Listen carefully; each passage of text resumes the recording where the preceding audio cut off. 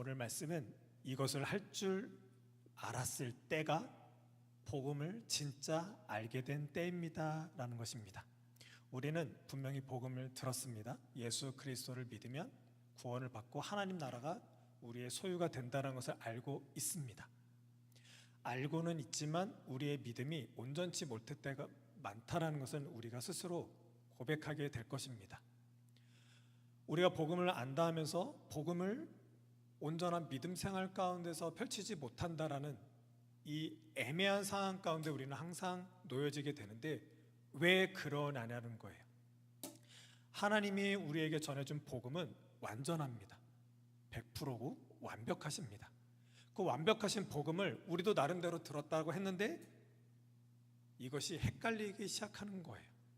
또 이 복음을 들었지만 교회와 세상과 가정에서 이 복음을 산다라는 게 너무나도 어려운 거예요.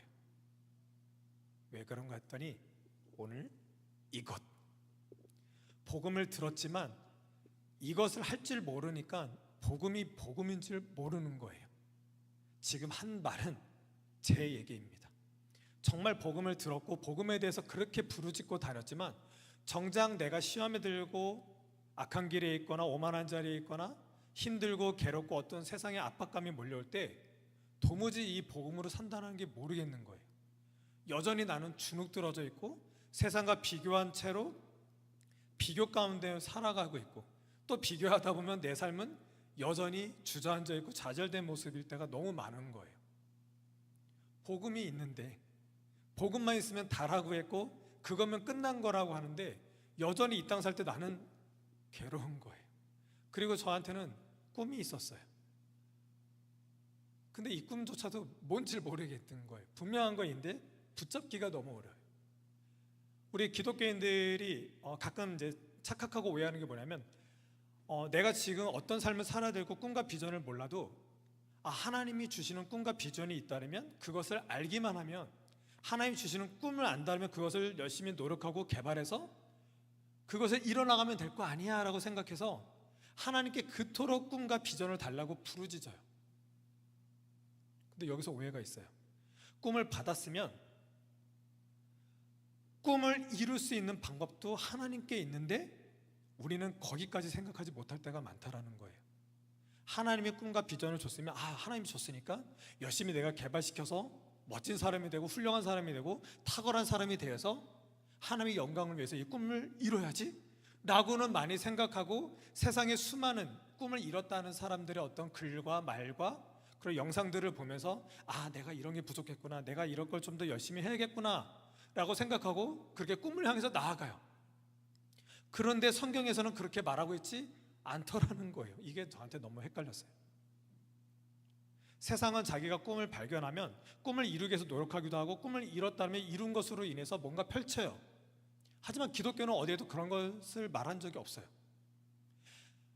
하나님은 우리에게 꿈과 비전을 주셨다면 주심과 동시에 꿈을 이룰 수 있는 방법 또한 하나님께서 가지고 계시고 우리에게 알려주시는데 꿈을 받은 나로서도 꿈을 이루는 방법에 대해서는 하나님께 묻지도 않았고 하나님께 고작 하나님 꿈을 어떻게 이루어야 되고 물어봤어도 내 머릿속에 꿈을 이렇게 이루어야 된다라는 어떤 그런 내 머릿속에 박혀있는 그것을 달라고 하는 거고 개발시켜 달라는 거지 정말 하나님께서 나에게 원하는 내가 너한테 꿈을 줘서 꿈을 이룰 수 있는 방법도 나한테 있어 라는 그것을 너무 몰랐다라는 거예요.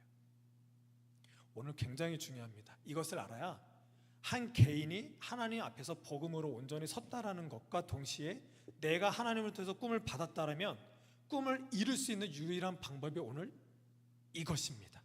오늘은 이것을 꼭 아시길 바라겠습니다. 오늘 말씀에 보면 제자 베드로가 예수님을 만났습니다. 그렇지만 예수 그리스도가 십자가 못 박혀 죽으시고 부활하실 때 떠났습니다. 떠난 그에게 부활하신 예수님이 나타나서 물고기를 잡고 힘들어하는 베드로를 불러서 조반을 먹이시고 묻습니다. 네가 나를 사랑하니? 네, 주님 사랑합니다. 네가 나를 사랑하니? 주님 사랑해요. 네가 나를 사랑하니? 주님 아시지 않습니까? 예수님께서 3번을 물으시고 3번을 답합니다. 이들의 이런 질문은 무엇이고 예수님은 부활하셔서 베드로에게 나타나서 베드로에게 왜 3번씩이나 물어봤을까 하라는 거예요. 베드로와 예수님은 어떤 관계였을까요? 복음서 초기에 보면 예수님은 하나님의 복음, 예수님조차도 당신의 복음이라고 말하지 않습니다. 하나님의 복음을 말하고 회개하고 돌이킬 것을 명하십니다. 그리고 제자들에게 나타나서 나를 따라라 했을 때 그들은 곧 버리고 따랐다라고 말을 합니다. 그리고 그 다음에 제자들한테도 나타나셔서 나를 따라라 했을 때 그들도 그물을 버리고 자기 아버지의 집을 떠나서 버리고 따랐다. 우리 신앙인들은 제자라면 여기서 시작되는 거예요. 하나님의 복음을 말하고 하나님의 복음을 위해서 십자가 못 박혀 죽으시고 부활하신 예수 그리스도를 받다라면 그를 따라서 제자들처럼 버리고 따랐다. 이상의 세상이 추구하는 삶과 방식의 요구를 버리고 떠나는 모습이 바로 우리의 모습이라는 거예요. 그렇다고 어떤 학업을 버리고 직장을 버리라는 개념이 아닙니다. 예수 그리스도를 따라다닌다는 것, 예수 그리스도를 알아봤다면 이 세상에 무엇을 버려야 되는지는 또 복음서를 통해서 계속 밝혀지고 있습니다. 제자는 이렇게 예수를 알아보고 따라가기 시작했습니다. 하지만 그는 곧 예수를 부인하게 됩니다. 너가 닭이 2번 울기 전에 나를 3번 부인할 거야 라고 말씀을 하세요. 하지만 베드로는 절대 나는 주님을 떠나지 않겠습니다. 버리지 않겠습니다. 다른 사람들 다 주를 부인할지 몰라도 나는 내가 죽을지언정 부인하지 않겠습니다 라고 했지만 베드로는 예수를 부인했습니다. 그리고 베드로뿐만 아니라 모든 제자들이 겟세마네 동산에서 병정들에게 예수가 붙잡힐 때 다 도망갔습니다. 그들은 예수를 만나고 자기의 금을 깁는 것, 배, 또 세베대, 자기 아빠가 머물고 있는 곳에서 예수를 알아보고 버리고 따랐다. 예수를 따랐어요. 하지만 따르는 중간에도 예수가 누군지를 모르는 거예요. 그리고 예수가 붙잡혔을 때 예수를 위해서 버리고 떠났던 그들이 예수를 버려버리는 현상이 지금 일어나고 있는 거예요.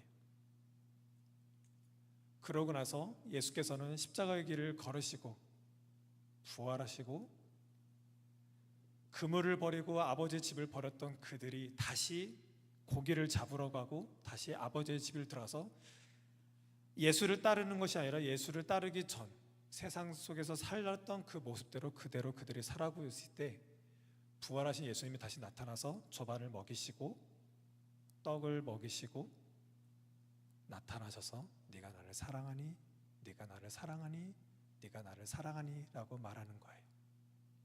그때 베드로가 말합니다. 주님 사랑합니다. 사랑합니다. 사랑합니다고 얘기하고 있어요. 지금 우리랑 똑같은 모습이에요. 우리도 예수 그리스도를 믿었지만 복음을 알아들었지만 우리는 예수를 모르는 자처럼 살 때가 너무 많다라는 것입니다. 예수를 믿으면 구원을 받는다라는 건 알고 있지만 아는 것에서 끝나는 것이 그 안다라는 그 사실로 인해서 내가 이 땅을 못 살고 있다라는 거예요. 오히려 이 땅을 살아갈 때 이 땅의 즐거움, 재미, 이 땅에 추구하는 것들로 인해서 예수를 버리는 경우가 더 많다라는 거예요. 급기야는 세상 사람들이나 아니면 내 것을 취하기 위해서 저 베드로처럼 예수를 부인할 때가 우리는 많더라는 것입니다. 주를 떠나지 않겠습니다. 우리 어떤 집회 때마다 저 아프리카 아니면 저 예수를 믿지 않는 어떤 부족 누가 가겠습니까? 그러면 저요 하고 정말 수많은 사람들이 손들고 주께 나가겠다라고 그렇게 부르짖던 사람 정말 많아요. 하지만 그들은 지금 온데간데 없습니다. 오히려 교회를 떠난 사람이 훨씬 많을 수도 있어요. 왜 그러냐는 거예요. 교회를 다니다가 떠난 사람들, 예수 믿으면 구원받는 거 다 알아요. 또 교회를 다녀도 예수를 믿으면 구원을 받는다는 걸 알지만 그 차원이 무엇인지 몰라서 그냥 무미건조하게 교회를 다니거나 교회를 다니면서도 세상과 다름없는 그런 모습으로 사는 경우가 많다라는 거예요. 베드로랑 똑같습니다. 여전히 예수님은 우리 앞에 나타나셔서 부활하신 그 성경의 정수 예수 그리스도의 부활 모습으로 우리에게 계속 다가와 계세요. 그리고 우리에게 묻습니다. 주님 나를 사랑하니? 우린 또 대답하죠. 주님 사랑해요. 아까도 찬양할 때 주님 사랑합니다라고 했죠. 우린 계속 사랑한다라고 얘기해요. 베드로랑 똑같아요. 또 물어보세요. 정말 날 사랑하니? 우리 그럼 베드로처럼 또 사랑합니다라고 말할 수 있을까요? 우린 베드로처럼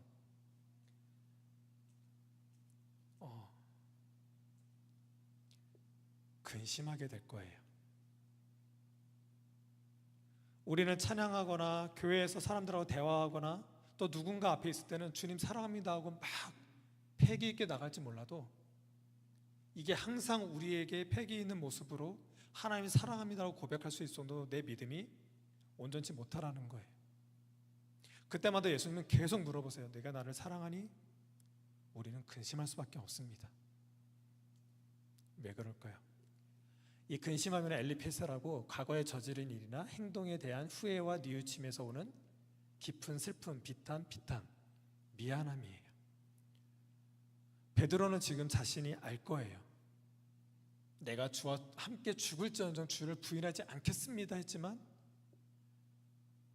제자들은 다 떠났어요. 다 도망갔어요. 예수를 버리고 다 떠났어요.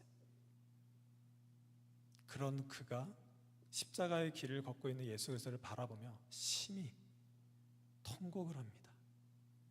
자기 자신의 어리석은 믿음 없음을 자기 스스로 통곡하고 있는 거예요.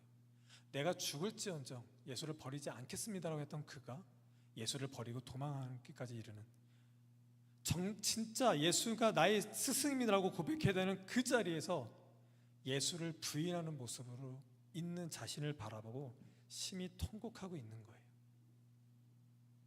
우리가 이와 같죠. 어쩌면 통곡하면 그나마 다행이에요. 우리는 부인하고 또 가룟 유다처럼 배반할 때도 내가 내 자신의 믿음을 합리화시킬 뿐이지 이렇게 통곡하기란 쉽지는 않습니다.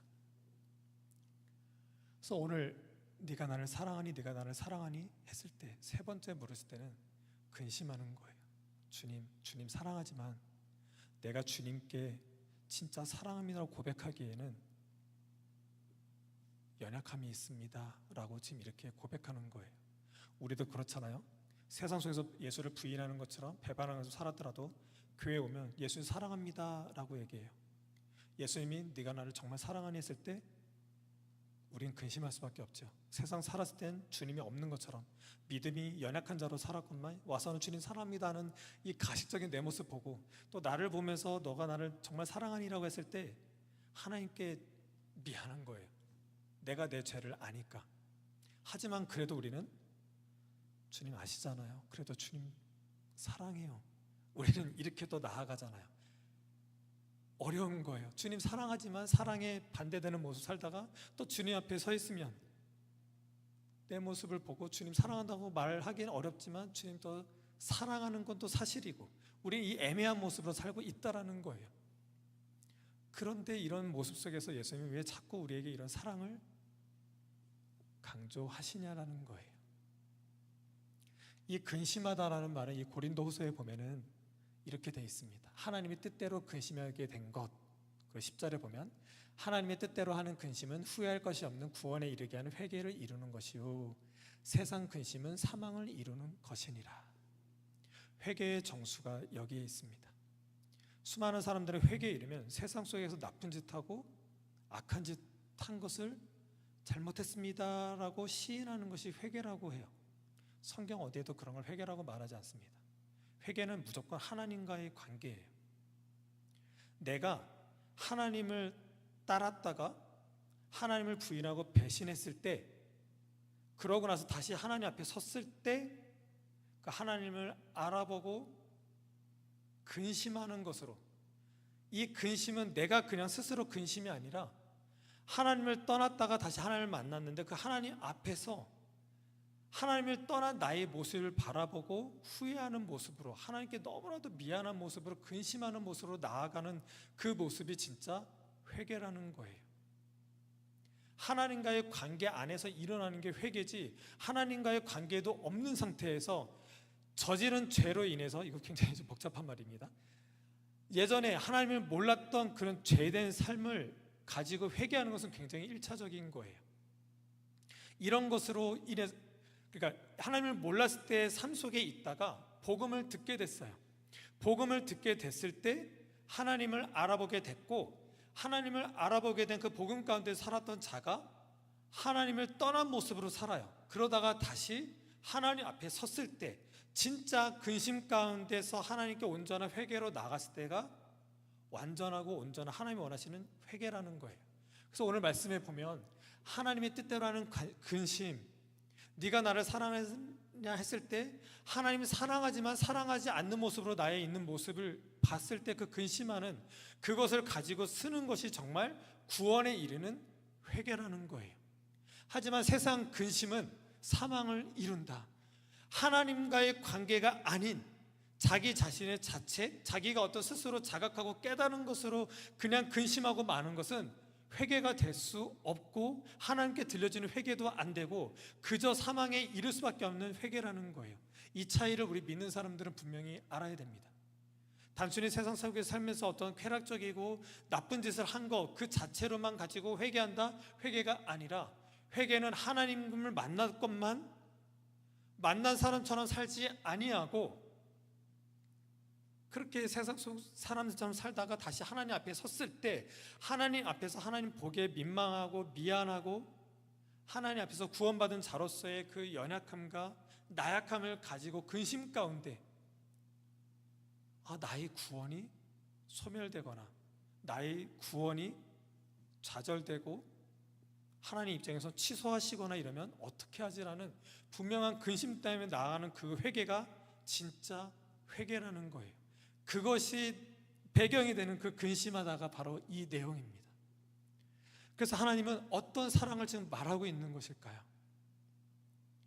네가 나를 사랑하니, 네가 나를 사랑하니라고 계속 말씀하시면서 이 사랑, 너에게 회개를 불어일으키는 그 근심하면서 나에게 다가오길 원하는 그 사랑을 알기 위한 그 사랑, 어떤 사랑을 이야기하고 있을까요? 이것은 곧 예수 그리스도의 십자가 부활 생명으로 내가 내 자신을 사랑하게 되는 것, 이것까지 알기 위해서 그렇게 물어보고 계신다라는 거예요. 기독교인들, 그리고 각 개인들이잖아요. 하나님 앞에서 예수를 믿었다, 복음을 들었다면 각 개인들은 이게 돼야 복음이에요. 무슨 말이냐면, 예수 그리스도를 알아봤고 그거 주라고 시인하면서 따라다녔지만 제자들은, 우리도 지금 그러고 있잖아요. 복음을 듣고 따라다니고 있잖아요. 근데 예수 그리스도의 십자가 부활 생명이 있는 그 복음이 우리 가운데 있지만 우리는 다 도망하고 배신하고 부인하는 삶으로 살고 있더라는 거예요. 그때 예수께서 다시 나타나서 네가 나를 사랑하니, 이 말은 곧 뭐냐면, 내가 너 앞에 섰을 때 너가 나를 바라보고 부끄러워하고 근심 중에 있지만 내가 너를 여전히 사랑해. 너가 나를 부인하고 배신했지만 내가 십자가 못 박혀 죽은 그 죽음, 그 용서는 지금 너가 미안하고 근심하고 있는 그것까지도 안 해도 되라고 말하는 거예요. 우리가 십자가 앞에서 섰을 때 하나님 앞에 계속 회개하는 기도 우리는 항상 하잖아요. 회개를 하면서도 우리는 내가 지은 이 죄를 용서하지 않으시면 어떡하지? 라고 우리는 생각할 때가 너무 많다라는 거예요. 근데 예수님께서는 네가 나를 사랑하니 라고 하면서 내가 널 정말 사랑해 라고 말하는 것은 뭐냐면, 내 십자가로 부활로 지금 너가 지금 이렇게 근심하고 있고 염려하고 있는 그런 모든 것까지도 내가 다 죄 용서했어 라고 얘기하는 거예요. 그와 동시에 너가 지금 근심하고 너가 너 스스로 자책하고 죄책감 가지고 있는 것, 너가 너 스스로 지금 용서하지 못하고 사랑하지 못하고 있는 것, 그러지 말라고 하는 거예요. 이 복음 분명히 알아들어야 돼요. 네가 나를 사랑하니, 이 말은 곧 내가 너를 사랑하기 위해서 십자가 못 박혀 죽은 이 사랑으로, 이 사랑을, 나에 대해서 내가 너한테 해준 그 사랑을 알았다면 이 십자가의 사랑으로 너가 너 자신을 사랑할 수 있겠니? 라는 질문이라는 거예요. 그래서 그 근심케 하고 회개케 한 기도가 나오는 거예요.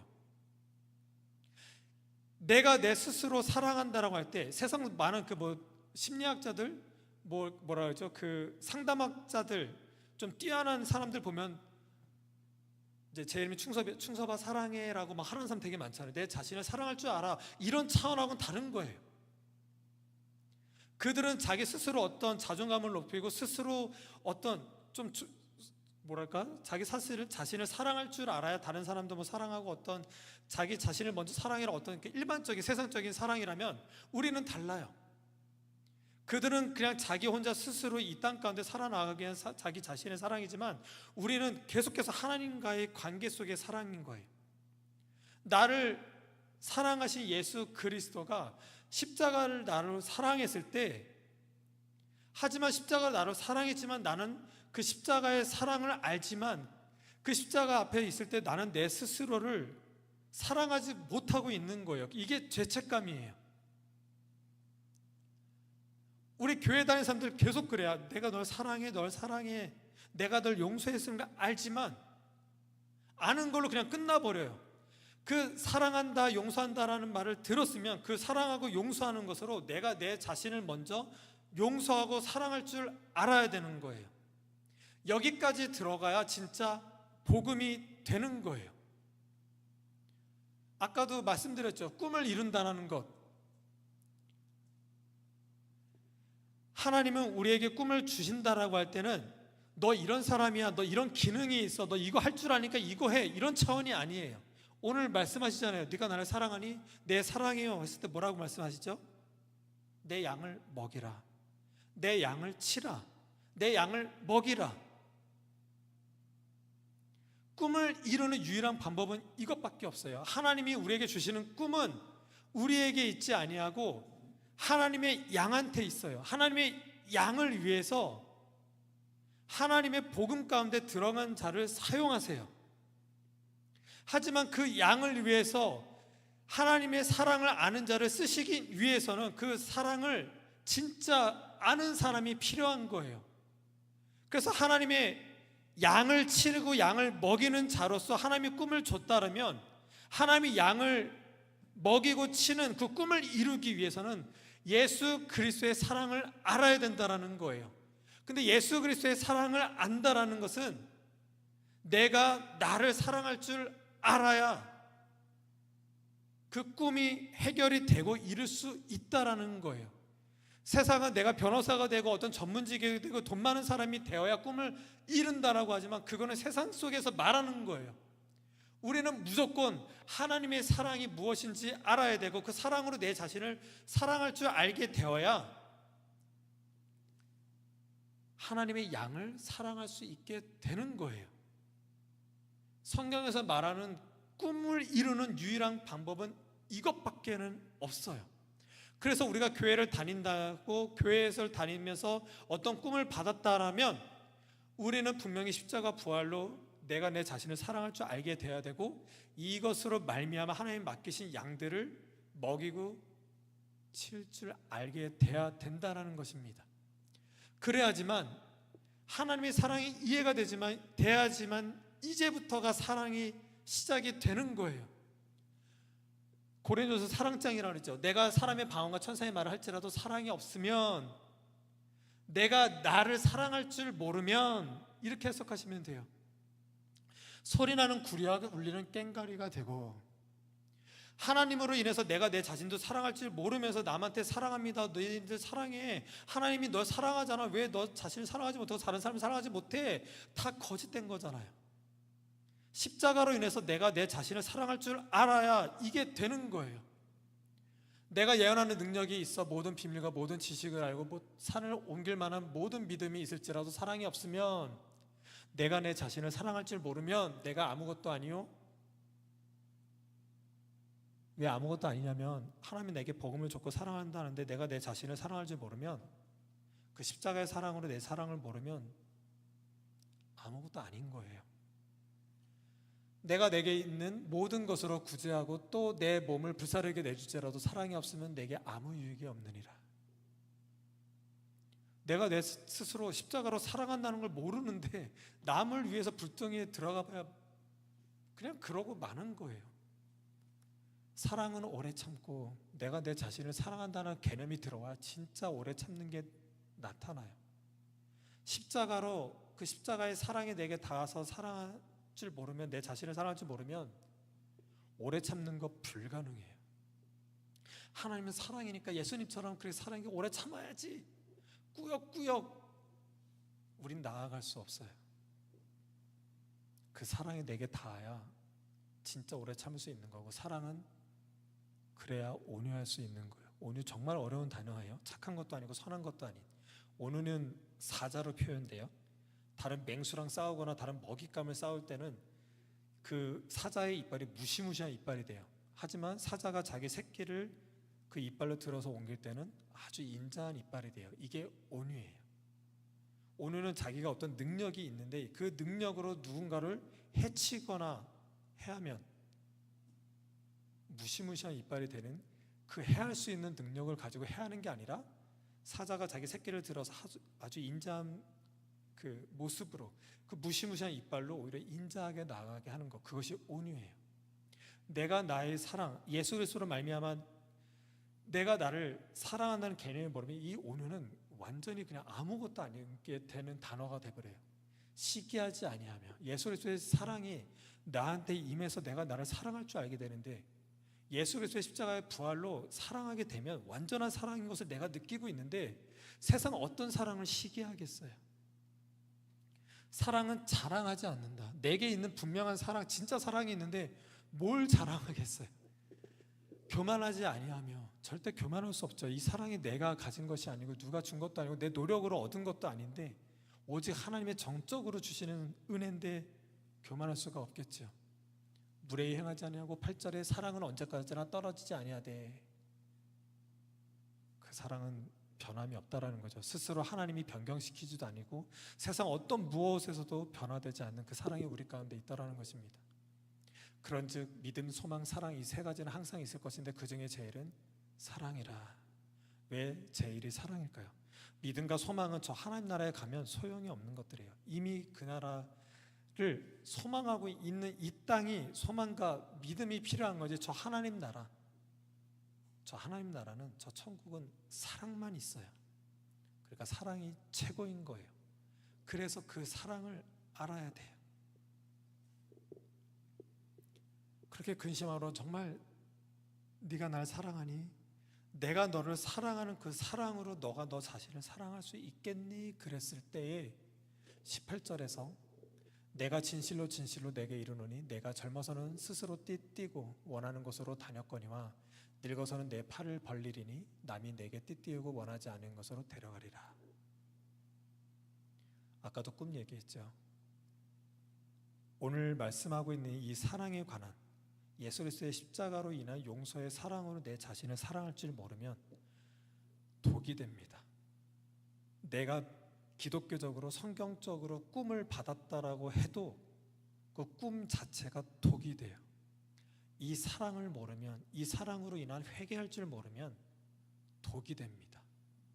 왜냐하면 내가 내 스스로 꿈이다, 하나님이 줬다라는 꿈만 갖고 자부심을 느끼면 내가 스스로 띠를 띠고 내가 원하는 곳으로 가게 돼요. 교회 다니다 보면 이런 사람 정말 많이 봤어요. 하나님이 나한테 이런 꿈을 줬대요. 내가 이렇게 좋아하고 원하는 거 할 줄 아는 걸 하나님이 막 펼치시는 거예요. 자기가 원하는 것으로 막 간증하러 다니고 뭔가 이루려고 뭐또 사업을 하고 막 이래. 하지만 성경 어디에도 그런 것으로 꿈이라고 말할 사람 한 명도 없어요. 대표적인 인물이 요나입니다. 요나는 부르시고 니느웨로 가라고 했을 때 가기를 거부했어요. 오히려 반대쪽으로 향해서 갔죠. 끝끝내 하나님은 요나를 다시 가게 했습니다. 자신들이 꿈이 있고 하나님이 세우신 사람들이 하나님의 사랑과 용서를 모르면 자기가 가진 꿈을 가지고 그렇게 부단히 노력하는 쪽으로만 가요. 하지만 하나님이 주신 진짜 사랑, 그것을 알면 이제는 내 팔을 벌려서 남이 내게 띠띠우는 곳을 나를 붙잡고 끌고 가는 그곳으로 가게 된다는 거예요. 이 다음 절에 이제 베드로가 그렇게 죽을 것을 암시하시고 말씀하신 거라고 나오는데, 우리가 그런 사람이에요. 저는 진짜 기독교적으로 꿈이 있는 사람들 중에 자기가 원하는 소로 간 사람 한 명도 본 사람 적이 없어요. 자기가 원하는 모습으로 뭔가 개발하고 탁월하게 하고 돈 벌러 가고 열심히 무엇인가 취하고 얻고 누리게 하는 사람 한 명도 본 적 없어요.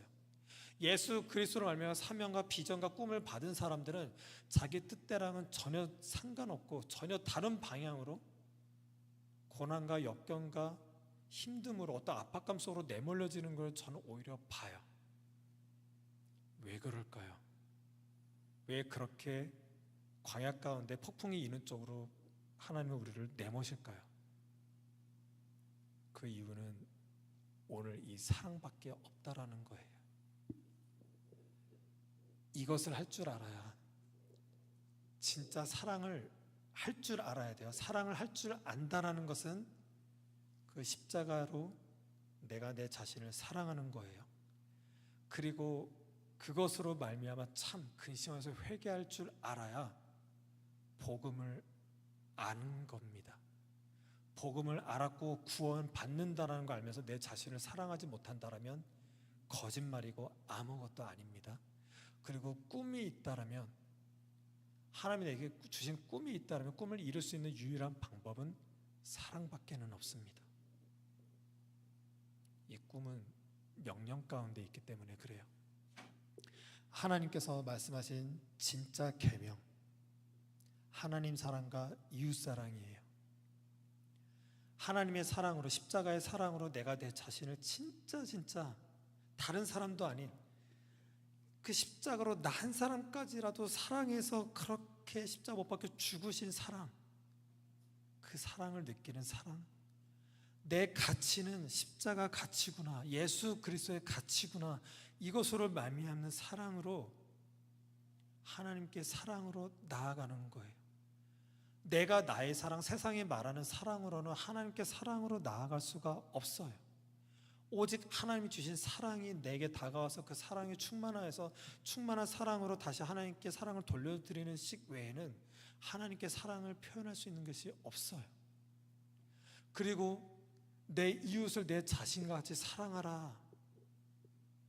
하나님의 사랑으로, 십자가의 사랑으로 내 자신을 사랑할 줄 알아야 내 이웃을 사랑할 수 있게 돼요. 내 하나님의 양을 먹이고 칠 수가 있게 되는 거예요. 뭐냐면 내가 내 사랑하는 사람들에게 사랑을 전해요. 우리 아내나 우리 영조 형제나 우리 원교 형제한테 사랑을 전해요. 제가 바라는 게 뭘까요? 우리 아내나 우리 아이나 우리 형제들에게 사랑을 주려고 하고 어떻게든 뭔가 표현하려고 해요. 제가 그렇게 사랑을 보이려고 할 때 그들에게 기대하는 바가 뭘까라는 거예요. 제가 바라는 건 딱 한 가지예요. 우리 형제들도 나를 통해서든 예수 그리스도의 복음을 알아듣고 그 십자가를 알아보고 그 십자가로 그 형제들이 그 스스로가 자기 자신을 사랑할 수 있게 되는 것, 이게 꼴이라는 거예요. 이게 꿈을 이뤘다라는 거예요. 내가 꿈을 이뤘다면 내가 큰 사람이 되고 내가 이렇게 능력 있는 사람이 되었다라는 꿈을 이룬 것이 아니라, 내가 누구한테 영향을 줬다, 내가 뭐 선한 영향력, 요즘 많이 세상에서 얘기하죠. 그런 차원이 아니라 내가 저에게 사랑을 주고 예수 그리스도의 복음을 전했을 때 그가 좋은 믿음을 가졌다, 이런 차원이 아니라 예수 그리스도의 십자가로 저도 저가 스스로 사랑할 수 있게 되는 것, 이거면 되는 거예요. 그러면 복음을 알았다라는 거예요. 그렇게 되면 그들도 그 사랑으로 또 누군가를 또 사랑하겠죠. 그 사랑받은 사람은 또 그도 정작 자기 자신을 사랑하지 못하고 있을 때 자기 자신을 사랑하게 되겠죠. 이것이 기독교가 말하고 있는 복음이고 제자고 꿈을 이뤘다라는 것입니다. 그래서 여기 계신 분들은 내가 복음 가운데 있고 교회를 다닌다면 십자가의 사랑으로 내가 내 자신을 사랑하길 원하는 그 하나님의 마음이 분명히 아시길 바라고, 그것을 아는 것이 복음이라는 것을 알길 바라겠습니다. 그리고 이 사랑으로 이웃을 사랑했을 때 그 사람 또한 그도 자신을 진짜 사랑할 수 있게 되는 것, 그래서 그 사랑으로 나아갈 수 있게 되기를 바라겠습니다. 그래서 세상은 사랑해 괜찮아 이렇게 말한다고 하지만 기독교회는 아니에요. 기독교회는 나 용서받았지, 나 때문에 십자가에 못 박혀 죽으셨지, 이렇게 말하는 거예요. 내가 나 사랑해 괜찮아 이거 아니에요. 이제 이 예배당을 나가면 이제 학교 가면 뭐 친구 사이 성적 문제 여러 가지 문제로 고민될 거예요. 그때 나 용서받았지 이렇게 가는 거예요. 또 직장 문제로 취업 문제로 걱정과 두려움 속에 있다라면 그 두려움 속에 있더라도 나 용서받았지 이렇게 되는 거예요. 또 가정 속에 있고 또 세상 속에 있을 때 많은 힘든과 어려운 폭풍 가운데 있을 때 나 용서받았지 이렇게 되는 거예요. 그러면 그 힘든 과정 속에서라도 나 용서받았지 이러면 그것으로 정말 충만한 가운데 만족함이 있고 은혜와 평강 가운데 있게 되는 그 시작이 열리는 것입니다. 그래서 그 복음으로, 그 사랑으로 한 주를 이겨내시길 바라겠습니다. 기도하시겠습니다.